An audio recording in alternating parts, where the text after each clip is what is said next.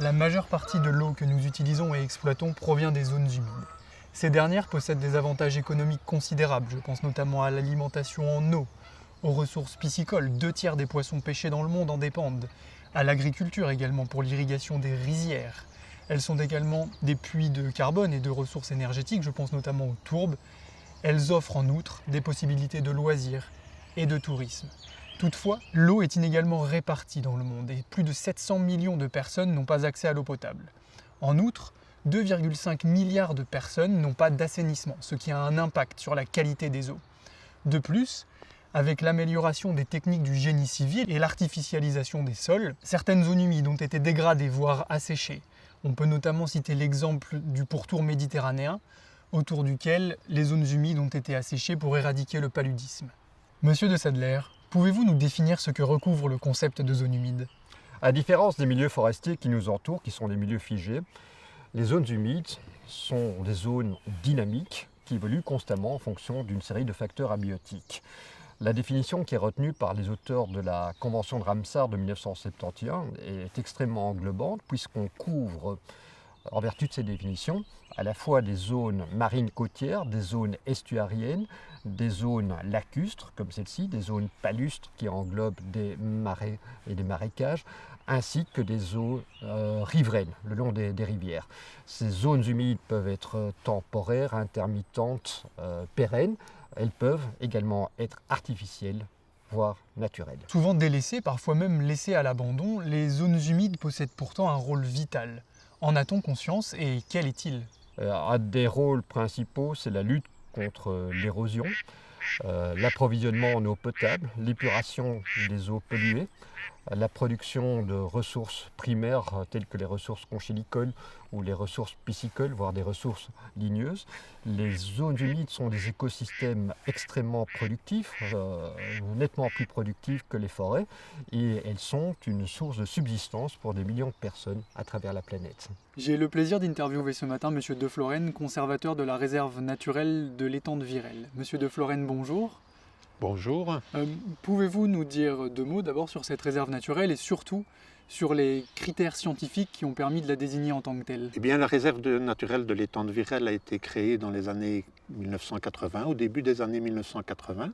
C'est une réserve particulière parce qu'elle possède notamment un grand plan d'eau, plus de 80 hectares d'eau, et un milieu très particulier qui s'appelle la roselière, qui fait ici environ 13 hectares, et qui possède une espèce emblématique qui est le bustor étoilé, qui est une espèce de l'annexe 1 de la directive oiseaux, et qui est donc une espèce très rare dans nos régions et qui mérite toute notre attention. On parle de dégradation pour la plupart des milieux naturels, mais quelles sont les tendances pour les zones humides ?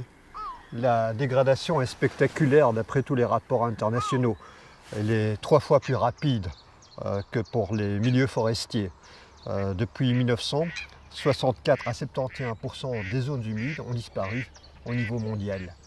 Et donc il y a des facteurs directs et indirects qui expliquent cette dégradation continue. Parmi les facteurs indirects, on retrouvera bien entendu une croissance économique et une poussée démographique très forte, notamment dans les pays tropicaux. Parmi les facteurs primaire directe, on va retrouver l'artificialisation des sols, la poussée urbaine qui va conduire à une agriculture plus intensive, qui va progressivement occuper des terrains de plus en plus marginaux, parmi lesquels on retrouve les zones humides.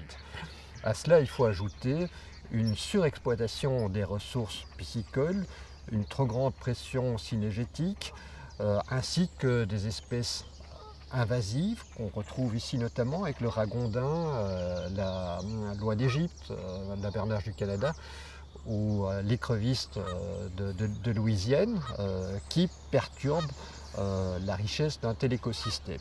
Enfin, le réchauffement climatique. Vous n'évoquez pas la chasse comme menace pesant sur les zones humides. En est-elle une ou au contraire permet-elle de réguler et de conserver finalement ces écosystèmes ? La chasse est une arme à double tranchant. Cette réserve naturelle est une ancienne canardière, une ancienne réserve de chasse des princes de Chimay. Et elle a pu être conservée au cours des siècles en raison de ses fonctions cynégétiques. Mais si la chasse est mal réglementée, elle constitue une trop forte pression sur les écosystèmes aquatiques. Et donc la chasse doit à tout prix être réglementée, que ce soit en termes de quotas d'oiseaux chassés, des espèces qui sont considérées comme étant gibier, la prohibition des plombs qui sont une cause de saturnisme auprès des oiseaux d'eau, la délimitation des périodes de chasse. On évoque constamment le rôle du changement climatique. Quel est son impact sur l'avenir des zones humides en Europe? Mais il est particulièrement inquiétant dans la mesure où on a été confronté à une série de sécheresses en Belgique, dans le nord de la France récemment. Le réchauffement climatique se traduit par des événements météorologiques extrêmes allant des tempêtes à l'érosion des côtes en passant par les crues et des inondations. Et pour moi, les zones humides remplissent trois fonctions. Les zones humides littorales, à savoir les herbiers, permettent d'atténuer la puissance des vagues. Les zones lacustres ou palustres intérieures permettent de lutter contre les crues et les inondations, principalement pendant l'été.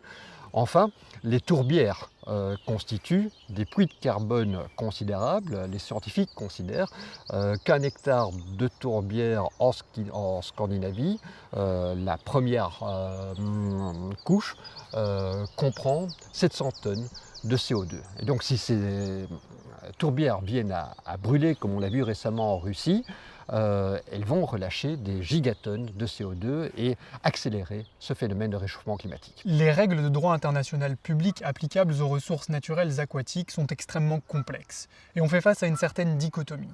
D'une part, plusieurs accords généraux ne semblent guère favoriser la coopération internationale. D'autre part, plusieurs accords internationaux semblent favoriser la coopération interétatique. Pourquoi la souveraineté des États est-elle si prégnante ? Il faut rappeler un principe phare du droit international public, celui de la souveraineté quasi absolue des États sur leurs ressources naturelles, y compris les ressources hydriques. Ainsi, les États, en vertu des déclarations de l'Assemblée générale des Nations unies, peuvent exploiter, comme ils l'entendent, gérer, conserver leurs zones humides. Et ce principe phare du droit international public connaît deux limites. La première est de nature coutumière. Un principe général de droit coutumier oblige les États à prévenir les impacts transfrontaliers sur le territoire d'autres États. Et donc ce principe coutumier sera d'application pour une zone estuarienne comme le delta du Danube, à cheval entre la Roumanie et l'Ukraine, ou le delta, la baie du Dollart, à cheval entre les Pays-Bas et l'Allemagne. Ce principe exige aussi que les États, en cas de projet qui pourrait avoir un impact transfrontalier significatif, réalisent une étude d'incidence pour évaluer les conséquences de la réalisation de ce projet. D'autre part, le principe d'exploitation souveraine des ressources naturelles fait l'objet aussi de limitations de nature conventionnelle en vertu des accords, des conventions, des protocoles qui seraient conclus par les États riverains de zones humides. Existe-t-il un accord international relatif à la conservation des zones humides ? Mais je citerai parmi les accords universels, en termes de protection de la nature, trois accords. Le premier, la Convention de New York sur le patrimoine mondial culturel et naturel, en vertu duquel les États désignent des sites remarquables, notamment des zones humides. Ça fut le cas pour la France, qui a désigné, dans le cadre de cette convention, la Camargue, d'une part, et les marais salins de Guérande. Ensuite, la Convention de 1992 sur la biodiversité, dont les termes sont relativement vagues, mais qui repose sur une approche écosystémique et qui va obliger les États parties à intégrer la conservation de la biodiversité dans toutes les politiques sectorielles, à adopter des mesures de protection in situ, comme l'instauration d'une réserve naturelle comme celle-ci, mais également ex situ, à développer une politique d'utilisation durable, rationnelle des éléments de la biodiversité. La conférence des parties de cette convention joue un rôle majeur par rapport aux zones humides en adoptant des décisions égrénant les lignes directrices à suivre par les pouvoirs publics en vue d'exploiter de manière rationnelle ces différentes zones. Enfin, une convention multilatérale spécifique dont on célèbre le 50e anniversaire en 2021, la convention de Ramsar sur la protection des zones humides.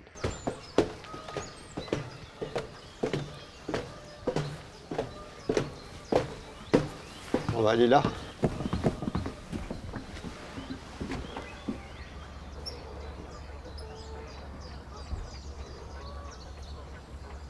Pour en revenir à la convention de Ramsar, elle a pour principal objectif d'enrayer, à présent comme à l'avenir, les empiètements progressifs sur les zones humides, ainsi que la disparition de ces zones.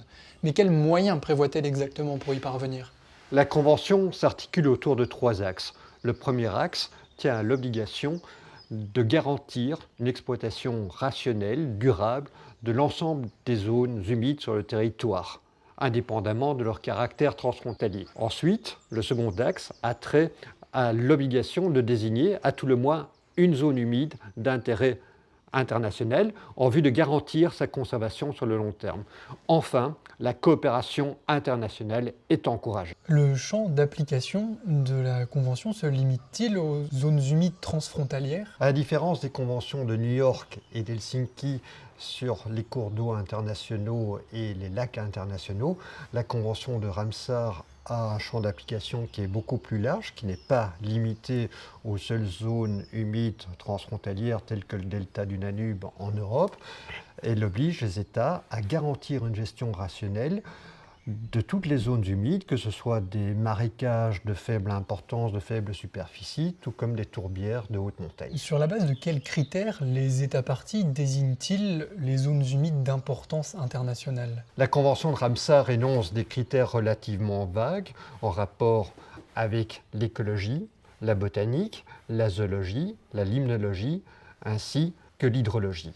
Ces critères ont été précisés dans une décision de la conférence des parties et portent notamment sur l'obligation de proposer à la désignation des zones humides qui comptent 20 000 oiseaux d'eau, ainsi que celles qui protègent, qui permettent de garantir la conservation d'au moins 1% de la population d'une espèce d'oiseau d'eau. De même, des zones qui sont essentielles pour la protection de certaines espèces de poissons rares doivent être désignées par les États en tant que zones de valeur internationale. Nous venons d'évoquer l'importance donc de la convention de Ramsar pour la conservation des zones humides, mais concrètement, en termes de superficie, qu'est-ce que cela représente? Le 1er février, 2461 sites avaient été désignés par les États. Ces sites couvrent une superficie de 250 millions d'hectares. La France, à elle seule, a désigné 50 sites en métropole comme en outre-mer, qui totalisent 3 700 000 hectares. L'inscription d'un site sur la liste est-elle suffisante à en assurer la conservation? Malheureusement, ce n'est pas le cas, parce que même des zones d'importance internationale qui ont été désignées par les États, qui répondent aux différents critères que j'ai énoncés tantôt, continuent à se dégrader.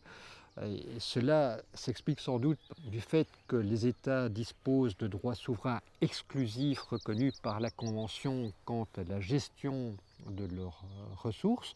Ils peuvent voir réduire la superficie, voire sacrifier sur l'autel du développement économique des zones d'importance internationale, à condition de compenser la perte. C'est ce qu'a fait d'ailleurs l'État belge dans les années 70 en développant Rover à l'ouest d'Anvers, en développant les activités portuaires, sacrifier des zones humides le long de l'Escaut et les a remplacées par la création de nouvelles zones. Et par ailleurs, rien n'est dit sur le statut juridique des zones humides d'importance internationale.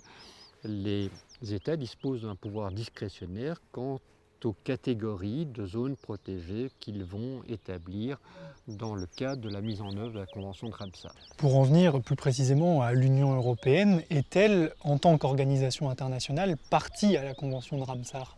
Alors que l'Union européenne est partie à la Convention de Bonn sur les espèces migratrices et à la Convention de Berne sur la protection de la nature, elle ne l'est pas à la Convention de Ramsar parce que la dite Convention ne le permet pas. En revanche, l'Union a recommandé à ces États de devenir partie.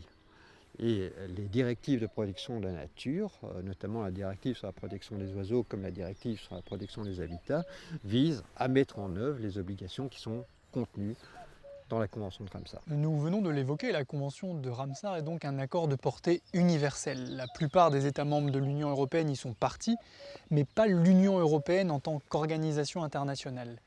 Quel régime existe-t-il alors concernant les zones humides à l'échelle continentale ? Je rappellerai tout d'abord la Convention de Berne sur la protection de la nature en Europe, qui a été adoptée sous l'égide du Conseil de l'Europe, qui oblige ces États parties, c'est-à-dire des États membres de l'Union européenne ainsi que des États européens mais qui ne sont pas partis à l'Union comme la Norvège, à classer et à protéger des habitats vulnérables, parmi lesquels on retrouve des marais, des marécages, ainsi que toute une série d'habitats qui sont indispensables pour des espèces d'oiseaux menacés, comme on vient d'entendre la cigogne qui niche ici à côté de nous et qui caquette, mais également des espèces de reptiles, des espèces d'amphibiens, d'autres espèces d'oiseaux d'eau. Et donc ces zones protégées font partie de ce réseau Émeraude, qui est une préfiguration du réseau Natura 2000 de l'Union européenne. Alors à cela, il convient d'ajouter la Convention de Bonn sur les espèces migratrices. Les parties à la Convention de Bonn ont adopté des mémorandums d'entente qui portent notamment sur des espèces migratrices extrêmement vulnérables. Je pense notamment au mémorandum sur la phragmite aquatique, le courlis à bec grêle qui a sans doute disparu, mais également des mammifères tels que les lamantins ou le phoque-moine en mer Méditerranée. Et puis il y a cet accord de La Haye de 1995 sur les oiseaux d'eau migrateurs qui a été adopté sous l'égide de la Convention de Bonn. Vous venez d'évoquer l'accord de La Haye, mais quelle est sa valeur ajoutée finalement ?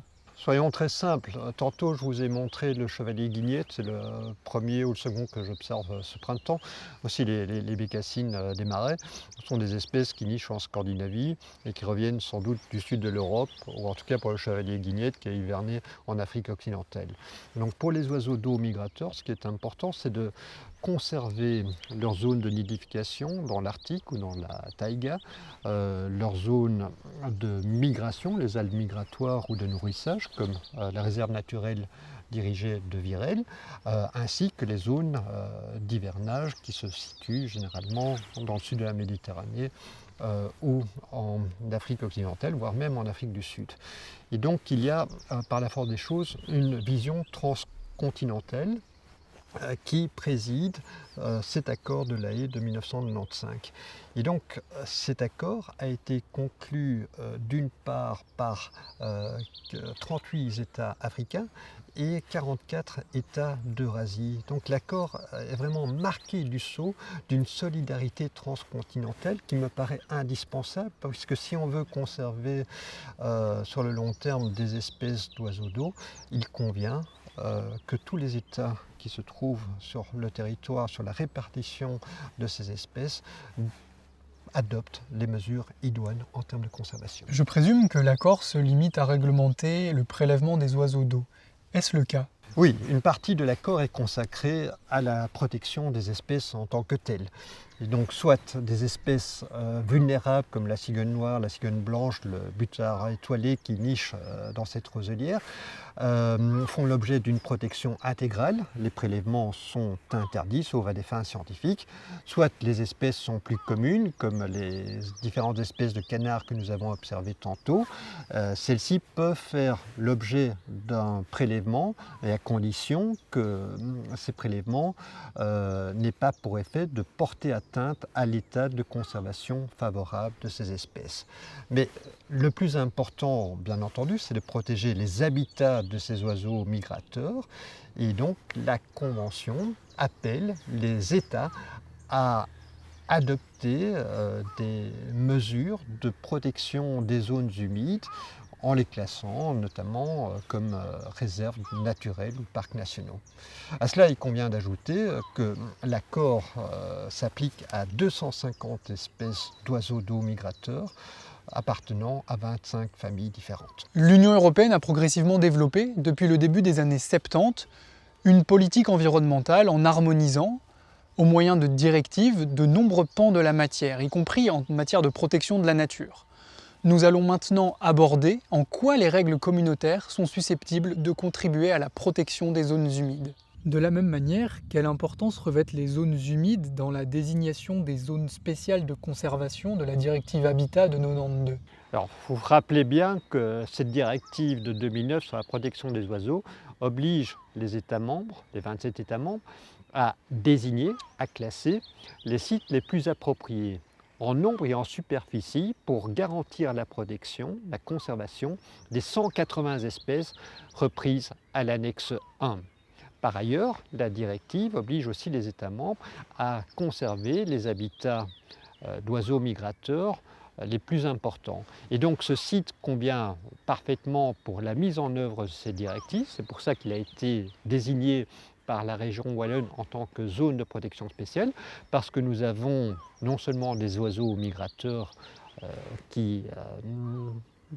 le site constitue une halte migratoire, mais on retrouve plusieurs espèces de l'annexe 1, et parmi lesquelles on a la cigogne blanche à côté de nous, la cigogne noire qui niche un peu plus loin, le butor étoilé qui niche tout près de nous. Et donc la présence de ces espèces ont conduit les autorités régionales à protéger ce site en tant que zone de protection spéciale. De la même manière, quelle importance revêtent les zones humides dans la désignation des zones de conservation spéciale de la directive Habitat de 2009 ? En effet, la directive Habitat complète la directive sur les oiseaux et oblige les États membres à désigner non pas des zones de protection spéciale, mais des zones spéciales de conservation pour toute une série d'espèces en danger de disparition ou d'habitat.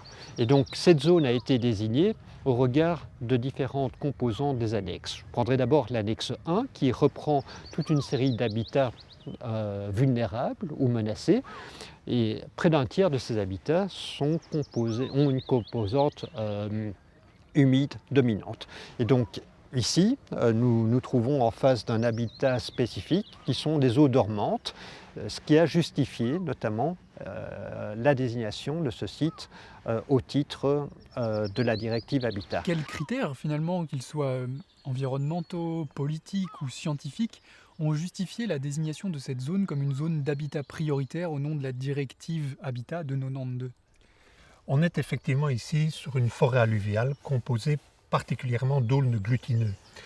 Ce type de végétation est effectivement un habitat prioritaire parce que sur une grande partie de l'Europe, ces populations ont commencé à diminuer, à décroître, dû particulièrement à l'urbanisation, à l'agriculture croissante. Et donc ce type d'habitat est devenu vraiment relictuel et c'est ainsi que les zones restantes sur notre territoire sont maintenant protégées. Mais ce ne sont pas seulement les habitats qui doivent être protégés. La directive reprend également à son annexe 2 les espèces végétales et animales rares, vulnérables, qui doivent conduire les États à protéger certains sites. À l'annexe 2, on va retrouver notamment la loutre, mustélidée, rare, farouche, nocturne, qui est extrêmement exigeant, qui a besoin de moins 2500 hectares de marais, voire de 20 km de rivière pour pouvoir survivre. À cela, il convient d'ajouter l'annexe 4 qui oblige les États membres à protéger de manière quasiment absolue les espèces animales et végétales. Et enfin, l'annexe 5 qui oblige les États à réglementer les prélèvements d'autres espèces animales et végétales, parmi lesquelles on va retrouver un certain nombre d'espèces aquatiques. Nous évoquions à l'instant la directive Oiseaux ainsi que la directive Habitat. Et c'est sur base de ces deux directives qu'est créé le réseau Natura 2000. Qu'en est-il exactement ? Et comme vous l'indiquez, la directive prévoit la constitution de ce réseau Natura 2000 qui englobe les zones de protection spéciale pour les oiseaux ainsi que les zones spéciales de conservation pour les habitats. En tout, les États ont désigné 27 000 sites qui comptabilisent 109 000 hectares et ceci représente 18% du territoire terrestre des 27 États membres et 10% du territoire maritime. Donc il s'agit d'un réseau d'une importance tout à fait considérable. Dans le cadre d'une directive, les États membres sont liés par les objectifs mais décident des moyens pour les mettre en œuvre. Que se passe-t-il alors lorsque un État membre échoue à mettre en œuvre les obligations afférentes liées à la protection des zones humides dans le cadre des deux directives? Oui, assurément, ici nous avons affaire non pas à des règlements, mais à des directives qui offrent le choix de la forme et des moyens aux États pour atteindre les résultats fixés par le législateur. Les résultats, c'est de garantir un état de conservation favorable pour ces milieux aquatiques, ainsi que pour les espèces qui en dépendent. Et dès lors, si l'État ne respecte pas ses obligations, ne vient pas désigner un site comme celui-ci, ou ne vient pas protéger les espèces qui sont menacées, eh bien, il est susceptible d'être poursuivi par la Commission européenne pour manquement devant la Cour de justice de l'Union européenne et dès lors d'être condamné par cette dernière pour avoir failli aux obligations qui découlent des deux directives en question. À cela, les particuliers, les organisations non gouvernementales peuvent également invoquer les dispositions de la directive si celles-ci n'ont pas été transposées dans les délais ou si celles-ci ont été mal transposées. Dans l'hypothèse où le juge national aurait un doute quant à l'effet direct ou quant à la portée à donner aux dispositions de ces directives, il est appelé à interroger à titre préjudiciel la Cour de justice de l'Union européenne qui va lui répondre et qui va l'éclairer sur la portée à donner aux dispositions concernées. Pouvez-vous nous citer un exemple concret? Et vu l'étendue des mesures de protection que les États doivent prendre, ces derniers ont rechigné à désigner un certain nombre de sites. Ce fut notamment le cas de la France. La France fut poursuivie notamment par la Commission européenne pour ne pas avoir désigné ou ne pas avoir conféré un statut de protection à la fois à l'estuaire de la Seine ainsi qu'au marais Poitevin. La Cour de justice a reconnu l'intérêt ornithologique majeur de ces deux zones et partant a condamné les autorités françaises pour ne pas avoir désigné en tant que zone de protection spéciale au titre de la directive sur la protection des oiseaux les sites concernés. La multiplication des régimes juridiques peut-elle conduire à l'amélioration de la conservation des zones humides et de leurs espèces? Je répondrai à votre question en vous rappelant que nous faisons face à une crise climatique majeure à laquelle s'ajoute une crise de la biodiversité et à laquelle va venir s'ajouter une crise majeure sur les ressources hydriques. Les ressources hydriques constituent des ressources limitées, vulnérables, surtout avec le réchauffement des températures. Et donc il est indispensable que les États coopèrent. Et tout au cours de cette interview, je vous ai montré, j'ai mis en exergue toute une série d'instruments juridiques qui appellent à l'amélioration de la coopération internationale, à ce que les États redoublent d'efforts afin d'atteindre des objectifs de protection de ces zones humides indispensables pour garantir l'avenir de notre humanité. Bonjour Monsieur de Chatzen, vous êtes administrateur de Virel Nature qui gère la réserve naturelle de l'étang de Virel. Bien que nous nous trouvions dans une zone naturelle protégée, l'alimentation en eau de l'étang dépend de son bassin hydrographique. Précisément, les menaces qui pèsent sur les zones humides trouvent souvent leur origine dans leur bassin versant. La sauvegarde des zones humides apparaît donc directement liée à la gestion de la ressource en eau en amont, car elle dépend de la qualité de l'abondance de l'élément liquide. Le législateur de l'Union européenne a bien adopté 2 directives au début des années 90 afin d'améliorer la qualité des eaux. La directive 91-271 dans un premier temps sur les eaux urbaines résiduaires et la directive 91-676 par ailleurs concernant les nitrates. Pourriez-vous nous décrire l'impact des rejets d'eau agricoles et urbaines résiduaires sur ce site? On va d'abord parler des problèmes liés aux pratiques agricoles. En effet, ici, nous récoltons les eaux résiduaires de 3000 hectares de bassins versants qui sont composés pour moitié de forêts et pour moitié de zones agricoles, principalement de prairies. Dans les fins des années 2000, nous étions confrontés à d'énormes problèmes d'enrichissement des eaux qui alimentent l'étang ici. On parlait même de trafic d'effluents d'élevage qui étaient épandus illégalement la nuit sur les prairies. Et tout début 2001, nous avons eu une énorme pollution qui a abouti à la destruction d'une part importante de poissons qui étaient dans l'étang.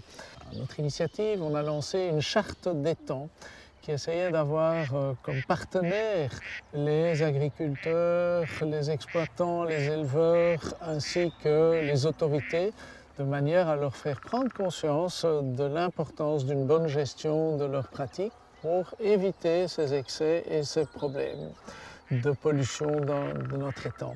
Et concernant les eaux urbaines résiduaires, C'est que malgré toute une série de démarches de notre part, nous avons toujours une partie du village voisin, le village de Virel, dont les eaux résiduaires arrivent toujours dans l'étang. Nous en sommes toujours au point que les directives européennes ne sont pas appliquées dans notre belle région ici et ça impacte malheureusement une des plus belles réserves naturelles de Wallonie.